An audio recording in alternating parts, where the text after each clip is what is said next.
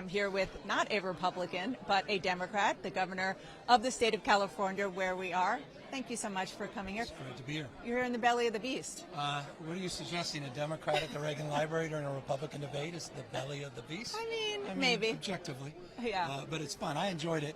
I didn't enjoy the debate.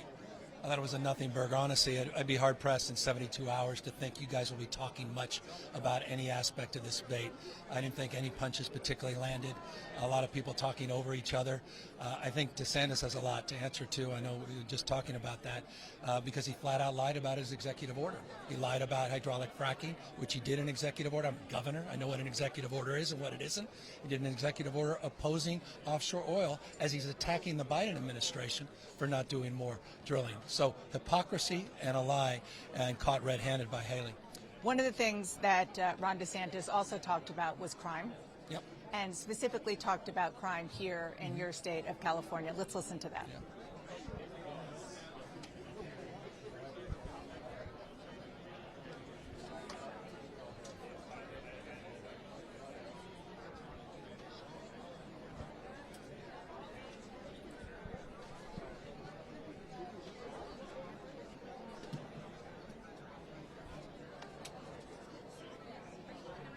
Well, I want him, and this may be an opportunity I appreciate, to look up Jacksonville, Florida, and he may want to familiarize himself with Miami, Florida, and his homicide rates, which are 100% higher than San Francisco. Crime rates in his own backyard. He has a higher homicide rate statewide, 16% higher than the state of California.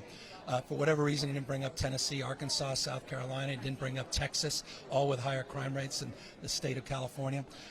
This is an old trope. I mean, if you're in New York, so I think people are getting a little exhausted by the fact that we're focusing on New York's crime rate and not the crime rate in these other Republican-led cities in Republican states. 8 out of the top 10 murder states. You're not going to say that your home city of San Francisco is in good shape. I'm saying that crime's a real issue. But I find the hypocrisy, the unwillingness to be honest with the American people, and the unwillingness to take responsibility, Ron DeSantis take responsibility for his own crime rates in his own major cities. I find that curious, not surprising, and I offer that as a point of contrast and consideration. That's all.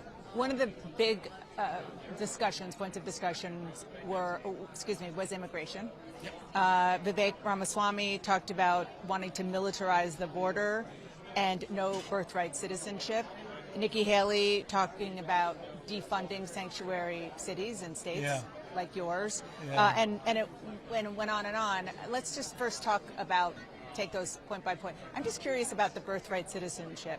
The point that he made, and others on the stage made, that if you're a diplomat, your kids are not American citizens, so why should an illegal, undocumented immigrant? Yeah, I completely disagree with him. We have a different point of view. This is a golden oldie. This comes up in Republican debates over and over and over again. Nothing's going to happen in this space. I remember Trump talking about mass deportations. He wasn't able to achieve that in 4 years as president. They're doubling down on that, including Vivek, who talked about removing family units. These guys are not just talking about militarizing the border. They're talking about invading one of our critical trading partners and allies in Mexico by launching attacks and strikes. I mean, that's a hell of a thing. You care about energy imbalance and prices, consider the amount of energy we import from places like Mexico. So this is serious stuff. You got DeSantis talking about ready, fire, aim, shooting people with backpacks, even though 89% of the fentanyl and those that are convicted of fentanyl are American citizens, and the vast majority, pointed out tonight. Yes, coming through our border crossings, including San Ysidro right here, where I put the National Guard helping support Border Patrol. And of course, all that, the backdrop, not one of them said anything about the fact they want to defund the Border Patrol. They want to defund the military. And we're going to walk off another cliff as it relates to a government shutdown. And that's their party, and that wasn't even brought up tonight. You mentioned that you have had to send your National Guard troops to the border. Yeah. So it is a real problem. Fentanyl is a serious issue. I've invested over $1 billion in it. The day I got into office, I kept the National Guard. I've added to the National Guard. Does more need to happen on a federal level? Absolutely. I mean, I know Congress is immigration system's broken in the United States. The asylum system is broken in the United States. Biden put out a plan, 8-year pathway to citizenship. He talked about TPS, farm workers. He talked about H-1B visas. He talked about clearing out the backlogs in the court. It was a starting point. The Republican Party's not even debating it. So spare me that this is Biden's crisis. It's a crisis of our own creation because parties are not coming together like the old Gang of Eight. I'm old enough to remember 2013 when there was bipartisanship on this. People have to stop. This is a serious issue. I'm a border state governor. I don't need to be introduced to this issue. I intimately involve it. I go down to the border all the time. It's a real issue, and we all have responsibility to own it, just like Ronald Reagan himself did in 1986. You mentioned Washington. There's a shutdown looming, three days. One of the things that Republicans are pushing for to keep the government running is additional federal dollars for border security. Does that sound like a good idea to you as a governor who could use it? In broad strokes, I mean, I'm all for supporting our men and women in uniform at the border. They're having a difficult time recruiting, retaining workforce. A lot of folks aren't getting through the background checks. That's why I've helped supplement with some of the National Guard. I'm not one of those open border Democrats. I was never a defund police Democrat either. This is a real issue. We have a dynamic two-way border in terms of trade. It's a profound model because it's the largest port of entry in the Western Hemisphere in the state of California. You haven't seen the front, but you guys aren't down here every week.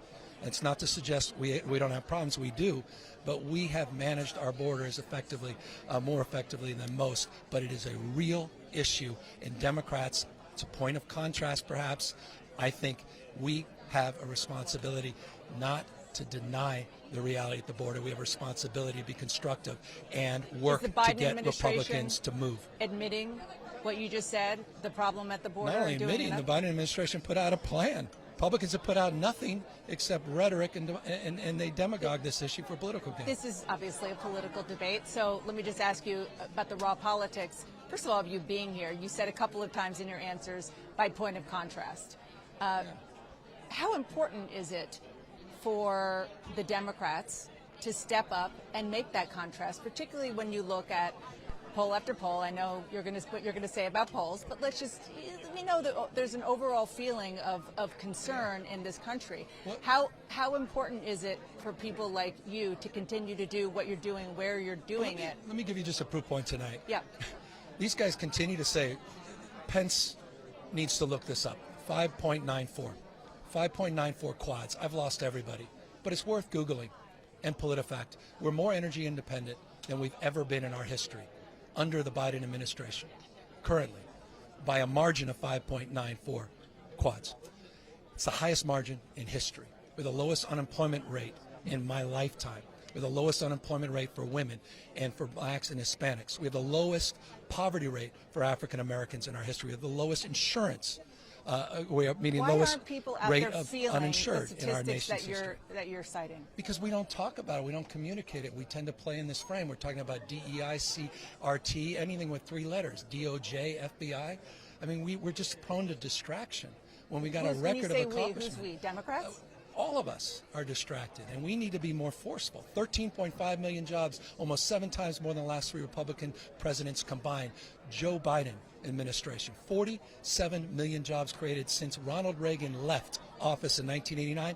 47 out of 49 million done by Democratic administrations. That's 96%. This jobs debate is not even interesting. The only thing that's interesting is the last 3 Republican presidents have one thing in common: recessions. I mean, we dominate on the facts, but not the narrative. And we've got to shift that narrative, and we've got to be more forceful. That's why I'm here at the Reagan Library. Governor of California, 5th largest economy in the world, with a very obvious side hustle as being a top spokesperson for the Biden Humbled to campaign. be asked. Humbled to be asked. I mean it. Governor, thank you so much. Wonderful to be with you.